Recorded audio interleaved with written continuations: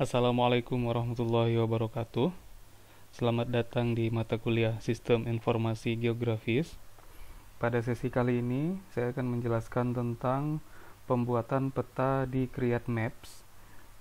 Pada sesi sebelumnya, kita telah mencoba membuat peta dengan menggunakan base layer, kemudian dengan data layer, baik itu choropleth, dot density, maupun case cluster. Nah, sekarang pada topik kali ini, saya akan coba membuat sebuah peta di menu Create Map juga dengan fitur Spot Map.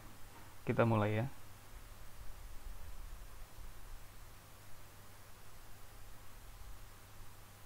Ya, ini tampilan kanvas pada EPInfo 7.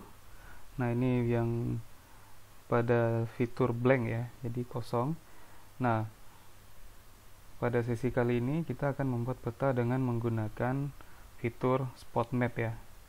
Nah, fitur Spot Map itu sebenarnya hampir sama dengan case cluster ya.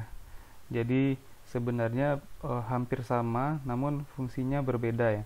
Kalau case cluster itu lebih mengandalkan apakah kasus itu mempunyai cluster atau secara berkelompok atau tidak. Nah, Spot Map ini dia datanya akan terpisah ya. Jadi satu titik untuk satu kasus. Kalau ini tergantung ya berapa jumlah kasus yang ada di satu kelompok wilayah, atau misalnya di beberapa radius tertentu ada beberapa kasus yang berkelompok. Nah, untuk Spot Map nanti dia kasusnya akan kelihatan berkelompok juga, tapi titiknya akan satu-satu ya. Nah, kita lihat nanti perbedaannya seperti apa. Kita mulai ya. Baik. Nah, untuk langkah-langkahnya saya kira hampir sama dengan yang sebelumnya. Kita tentukan dulu data source atau sumber data kita. Kemudian kita memilih variabel untuk menentukan titik koordinatnya.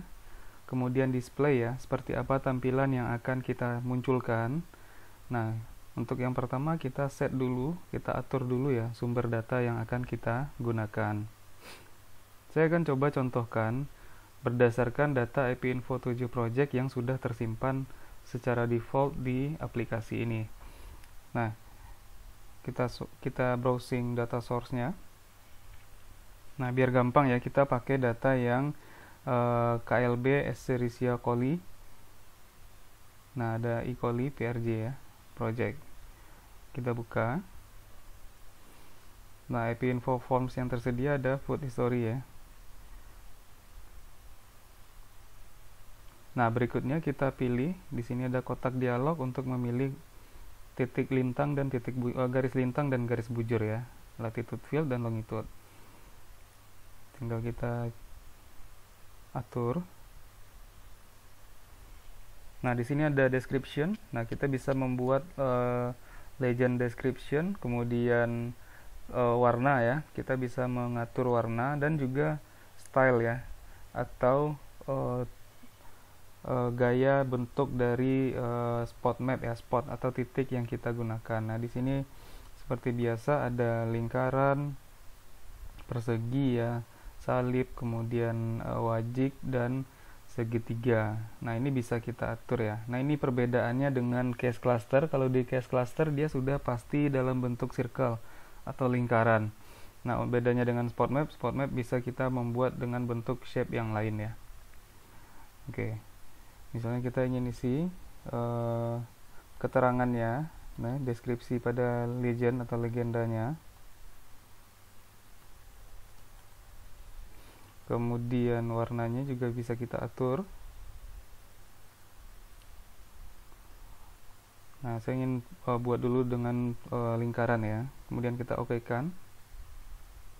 Nah, seperti ini tampilannya untuk peta spot map. Nah, kita bisa menyesuaikan skala petanya ya. Nah, ini seperti ini ya. Nah, kalau di case cluster, nah itu kan kelihatan ya, ada beberapa cluster yang terlihat di peta ini atau di gambar ini ya. Nah, ini ada beberapa cluster, 1, 2, 3, 4, dan 5. Nah, ada 3 cluster besar dan 2 cluster kecil.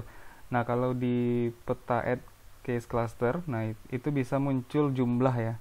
Jadi dalam satu lingkaran ini berapa jumlahnya. Kalau di sini kita nggak tahu berapa jumlahnya. Dan sebarannya juga bisa kita lihat ya di sini berdasarkan beberapa kelompok ya.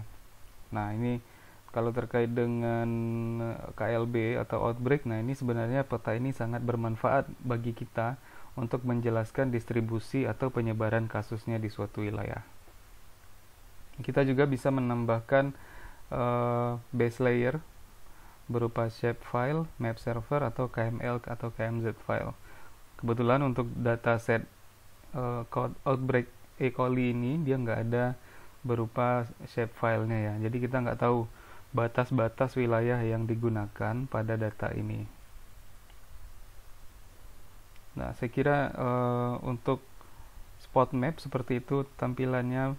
Kita juga bisa mengatur kembali ya di menu edit data layer. Nah, di sini kita bisa ubah warna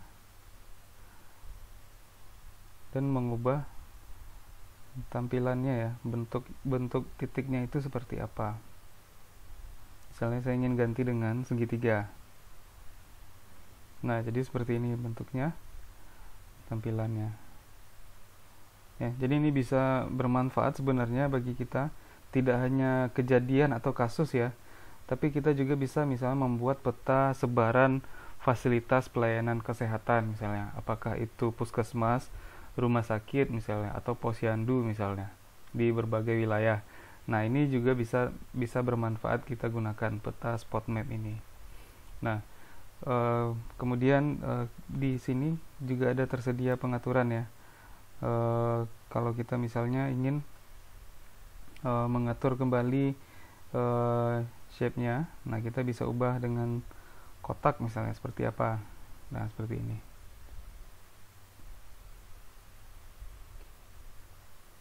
Nah, seperti ini tampilannya peta spot map ya.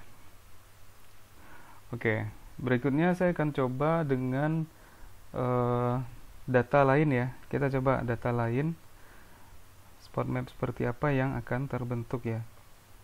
Kembali kita atur dari menu add data layer,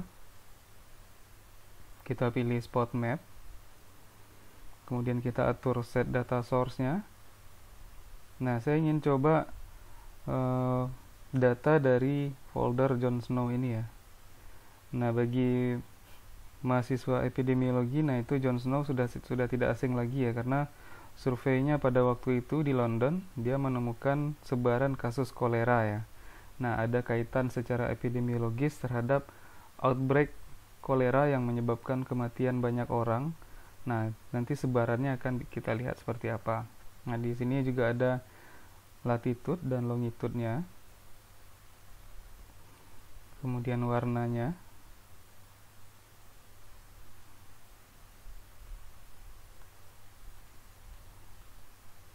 Nah, untuk legend description ini sebenarnya opsional ya, bisa kita tulis atau tidak. Nah, kita lihat seperti apa tampilannya. Nah, ini.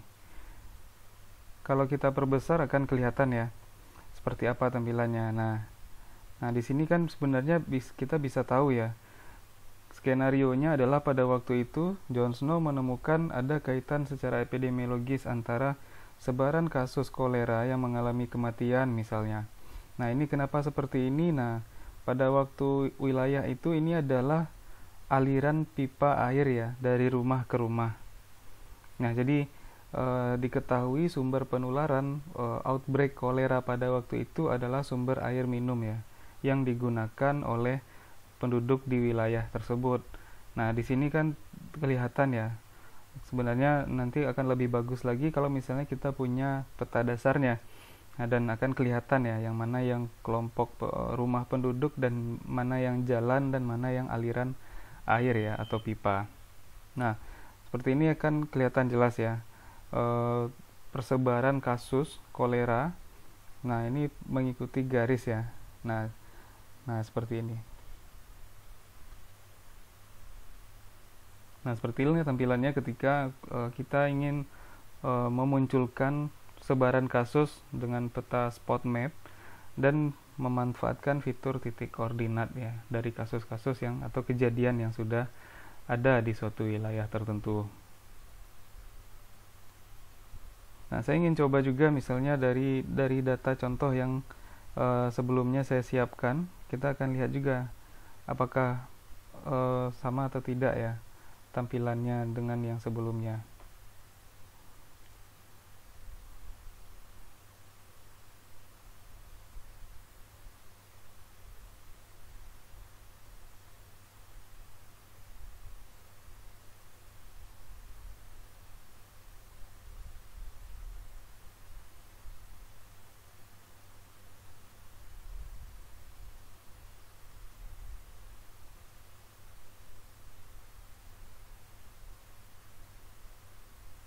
Nah, ini ya contoh kasus.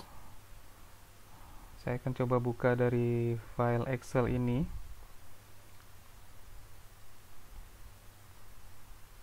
Nah, saya akan atur dulu latitude dan longitude-nya.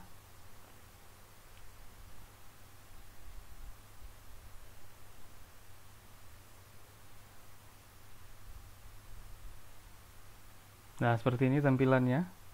Jadi satu titik satu kasus ya. Jadi inilah tampilan yang bisa kita lihat di data spot map ini. Saya juga bisa menambahkan shapefile ya untuk memperjelas batas wilayahnya. Nah, kita bisa ditambahkan di add base layer. Nah, kebetulan titik koordinatnya berada di Kota Padang, dan saya sudah juga punya SAP Kota Padang. Nah, kita tampilkan di sini. Nah, seperti ini ya tampilan ketika misalnya kita menggabungkan peta spot map ini dengan shapefile yang kita buat barusan. Nah, seperti ini. Nah, bedanya tadi dengan case cluster, kalau case cluster dia di sini akan menumpuk ya. Ada satu lingkaran besar misalnya. Di sini juga ada satu lingkaran yang besar yang terdiri dari dua titik koordinat. Nah, kalau ini memang dipisah ya. Jadi satu titik untuk satu kasus atau satu kejadian. Nah, ini sebarannya, sebaran penyakitnya. Misalnya ketika kita ingin menjelaskan, dan seperti ini tampilannya kalau kita menggabungkannya dengan file atau peta SHP ya. Nah, gambarannya seperti itu kira-kira dengan menggunakan peta spot map ya. Jadi masing-masing fitur ini sebenarnya bisa digunakan semua tergantung ketersediaan data kita, kemudian apa yang ingin kita interpretasikan atau ingin kita sampaikan ya distribusinya, apakah berupa gradasi warna atau titik-titik kasus misalnya, atau apakah kita ingin menjelaskan apakah ada kasus yang berkelompok misalnya. Nah, di sini pilihannya ya ada 4 macam peta yang bisa kita manfaatkan dalam menjelaskan distribusi suatu kejadian di wilayah tertentu. Ya, barangkali untuk sesi ini saya cukupkan.